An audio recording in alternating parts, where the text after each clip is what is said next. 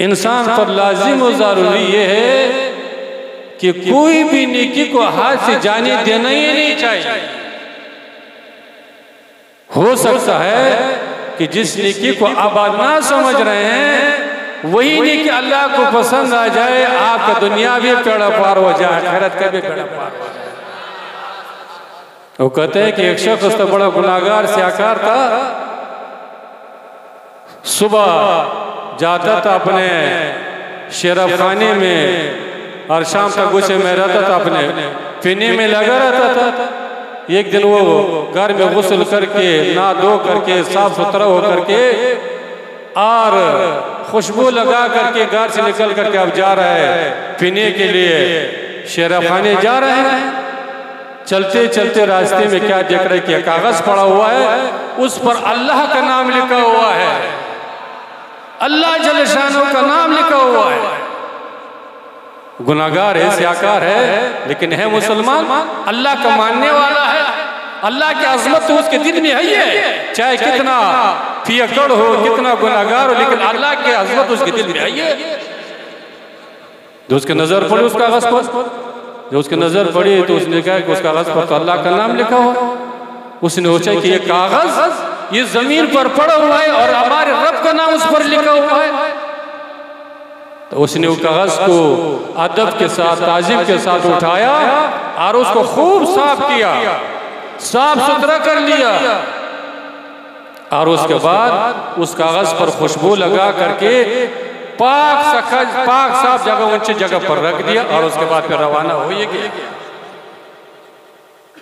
लिखा है कि जब उसने अल्लाह जल्ल शानहू के नाम जब ताजीम कर लिया तो उस वक्त नबी को हुक्म हुआ या वली को हुक्म हुआ कि जा इस गुनाहगार को, उस शराबी इंसान को जिन्होंने मेरे नाम के ताजीम की, उसको खुशखबरी सुनाओ कि मैंने तुम्हारे तमाम गुनाहों को माफ कर दिया। सुभान अल्लाह, सुभान अल्लाह।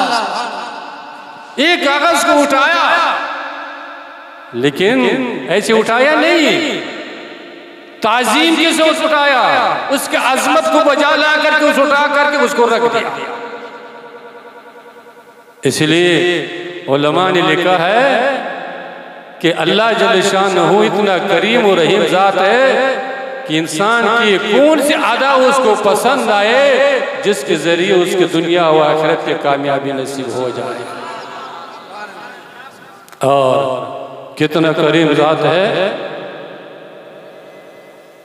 उलमा ने लिखा है कि अगर कोई इंसान अभी उन्होंने वुज़ू नहीं बनाया है, मस्जिद में नहीं किया है, घर बैठे बैठे उसने इरादा कर लिया कि हम नमाज पढ़ेंगे, नमाज के लिए जाएंगे, वुज़ू बनाएंगे।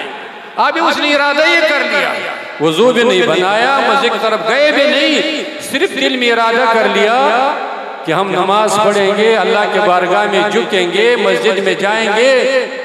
तो अल्लाह जल्ल शानहू दाहिना तरफ के जो फरिश्ता है जो कि अमाल नामा लिखते हैं उसको हुक्म देते हैं कि फरिश्ते नेकी लिखना शुरू कर दो। सुभान अल्लाह, सुभान अल्लाह। अभी तो उसने नेकी किए भी नहीं, वुज़ू भी नहीं बनाया, मस्जिद में भी नहीं गया, सिर्फ इरादा कर लिया। तो अल्लाह जल्ल शानहू अपने बंदों पर इतना मेहरबान, इतना करीम है, सिर्फ इरादा करने से भी क्या होता है, अल्लाह जल्ल शानहू फरिश्तों को हुक्म देता है कि इसका क्या करो, नेकी लिखना शुरू करो। सुभान अल्लाह, सुभान अल्लाह। तो फिर जो खुश मुसलमान, खुश नसीब मुसलमान अपने मरहूमीन के लिए इतना इंतजाम कर ले, इतने मेहमानों को बुलाए, इतना खर्च करे, उलमा को बुलाए, शुअरा को बुलाए, अल्लाह और अल्लाह के रसूल का जिक्र हो जाए, तो हर मुसलमान को या किधर रखना चाहिए, ईमान रखना चाहिए कि इंशाअल्लाह अगर इखलास हो, लिल्लाहियत हो, ज़ाया नहीं जाएगा, इंशाअल्लाह मरहूम की मग़फ़िरत हो करके रहेगा। सुभान अल्लाह। नारे तकबीर, नारे रिसालत, मसलके आला हज़रत फैज़ान सरकार हुजूर आली, फैज़ान सरकार बाबू हुजूर, जश्न मिलादुन नबी सल्लल्लाहु अलैहि वसल्लम। इसलिए तो कुरान हकीम के अंदर अल्लाह इरशाद फरमाते हैं कि क्या करो, अपने लिए मग़फ़िरत तलब करते रहो, अल्लाह के बारे में अल्लाह के बारगाह में मग़फ़िरत की दुआ करते हो, अपने लिए भी करो, अपने वालिदैन के लिए भी करते रहो। इसलिए आप हाथ उठाएंगे, अल्लाह की करीमी रहीमी जोश में आएगी तो आपकी भी मग़फ़िरत हो जाएगी, आपके वालिदैन की भी मग़फ़िरत हो जाएगी, मोमिन तमाम मोमिनों की भी मग़फ़िरत हो जाएगी। अल्लाह के दरबार में कोई कमी है क्या? इसलिए ऐसे महफिल में आइए, बैठिए, उलमाए कराम के बयानात सुनिए और उस पर अमल करने की कोशिश कीजिए। वह काफ़ी हो चुका है। मैंने जिस आयात मुबारका की तिलावत की है, अल्लाह जल्ल शानो इस आयात मुबारका में इरशाद फरमाते हैं, रब्बी हब्ली मिन लदुनका ज़ुर्रियतन तय्यबा। ये हज़रत ज़करिया अलैहिस्सलाम की दुआ है। हज़रत ज़करिया अलैहिस्सलाम कौन है? अल्लाह के नबी। उन्होंने दुआ मांगी थी, अल्लाह जल्ल शानो ने इस दुआ को ऐसे कबूलियत अता फरमाई कि ईमान वालों के लिए कुरान हकीम के अंदर इसको बयान फरमा दिया। क्या दुआ मांगी थी? जब ज़करिया अलैहिस्सलाम को औलाद की ख्वाहिश हुई, औलाद है नहीं, उम्र गुजर चुकी, बुढ़ापा है, औलाद की ख्वाहिश पैदा हुई तो उन्होंने बारगाह इलाही में क्या दुआ की है? रब्बी हब्ली मिन लदुनका ज़ुर्रियतन तय्यबा, या इलाही नेक और साली औलाद अता फरमा। नेक और कौन सा? साली और फरमानबरदार औलाद अता फरमा।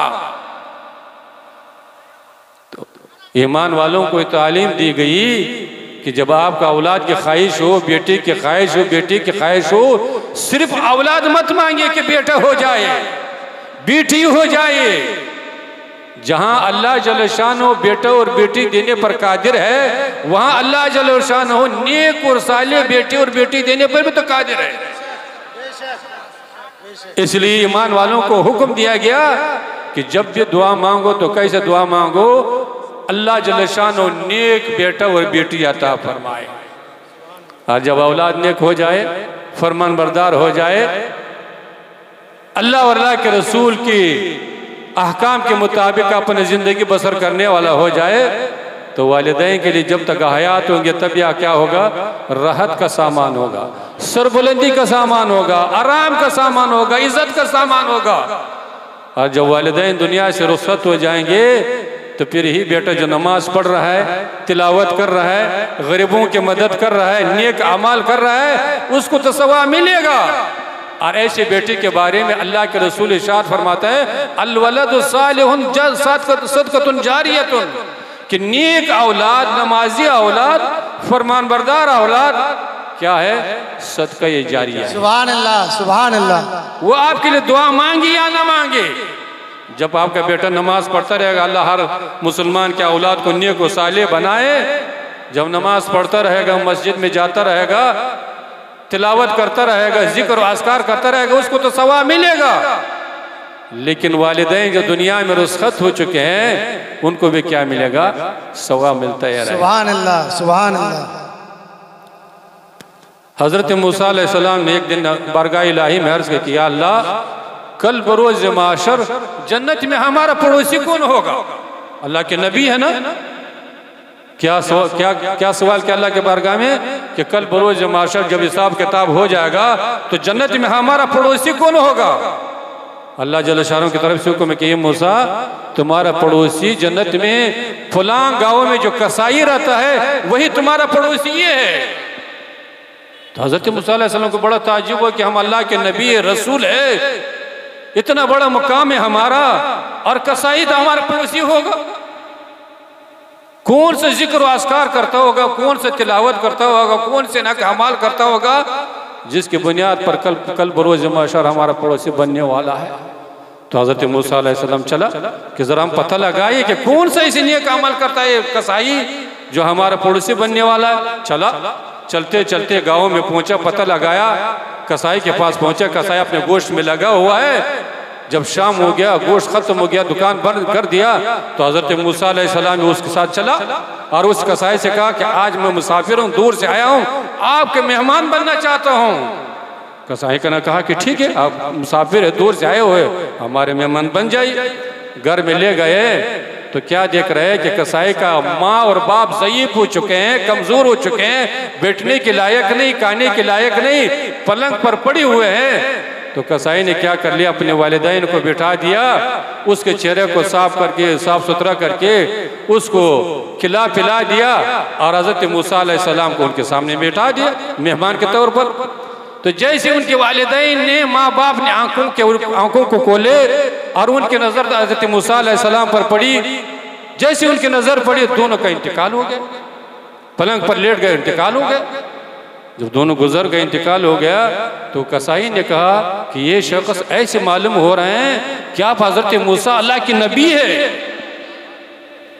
तो हज़रत मूसा अलैहिस्सलाम ने कहा हाँ मैं तो हज़रत मूसा अल्लाह का नबी हूँ, लेकिन आपको कैसे पता चला, आपको कैसे मालूम हो गया? उस कसाई ने कहा कि मुझे ऐसे मालूम होगा कि मेरे वालिदैन दुआ करते थे कि या अल्लाह उस वक्त मौत नसीब न हो जब तक हज़रत मूसा अलैहिस्सलाम की दीदार न हो जाए। नारे तकबीर, नारे रिसालत, मसलके आला हजरत फैजाने खानकाए समरकंद, फैजाने हुजूर आली, फैजाने सरकार बाबू हुजूर, नारे तकबीर। मेरे वालिदैन इस कमजोरी में भी, इस बुढ़ापे में भी दुआ करते थे कि या अल्लाह उस वक्त मौत नसीब न हो जाए जब तक हज़रत मूसा जो अल्लाह के नबी उसका दीदार न हो जाए तब तक मौत नसीब न हो। और जब मेरे वालिदैन ने आपको देख लिया और फौरन इंतकाल हो गया तो मुझे एहसास हो गया कि आप कौन है, हज़रत मूसा अलैहिस्सलाम है। तो हज़रत मूसा अलैहिस्सलाम ने कहा कि हाँ मैं तुम हज़रत मूसा अल्लाह के नबी हूँ, लेकिन ये बताओ, ये कसाई ये भी बताओ कि आपके वालिदैन इसके अलावा भी कोई दुआ करते थे कि नहीं, इस दुआ के अलावा फिर कोई दुआ मांगते थे कि नहीं? तो कसाई ने कहा कि हाँ मेरे वालिदैन ये दुआ करते थे कि या अल्लाह मेरी इस बेटे को कल बरोज़ माशर हज़रत मूसा अलैहिस्सलाम का पड़ोसी बना दे। ये भी दुआ मांगते थे कि या अल्लाह ये जो मेरा बेटा है खिदमत कर रहा है, खिला रहा है, पिला रहा है, इस बुढ़ापे में भी कल बरोज़ माशर मेरे बेटे को क्या बना दो, हज़रत मूसा अलैहिस्सलाम का पड़ोसी बना दो। तो हज़रत मूसा अलैहिस्सलाम समझ गए कि कोई नमाज के बुनियाद पर नहीं, तिलावत के बुनियाद पर नहीं, जिक्र और अस्कार के बुनियाद पर नहीं, बल्कि वालिदैन की दुआ के बुनियाद पर कल बरोज़ माशर ये हमारा पड़ोसी होगा। और हदीस पाक में आता है कि अल्लाह जल्ल शानहू 3 अशखास की दुआ को रद्द नहीं करता। 3 ऐसे इंसान हैं अगर वो दुआ मांग ले तो उसकी दुआ रद्द हो ही नहीं सकती, कबूल हो ही जाती है। सबसे पहले किसकी दुआ? वालिदैन की दुआ औलाद के हक में। वालिदैन अगर औलाद के हक में दुआ कर देगा, हाथ उठाएगा, दिल के इखलास के साथ अल्लाह के बारगाह में अपने बच्चों के लिए, अपने बेटों के लिए वो दुआ कर देगा, तो हदीस पाक में आता है कि उसकी दुआ रद्द नहीं होती बल्कि अल्लाह के बारगाह में कबूल हो ही जाते हैं। तो काफ़ी हो चुका है।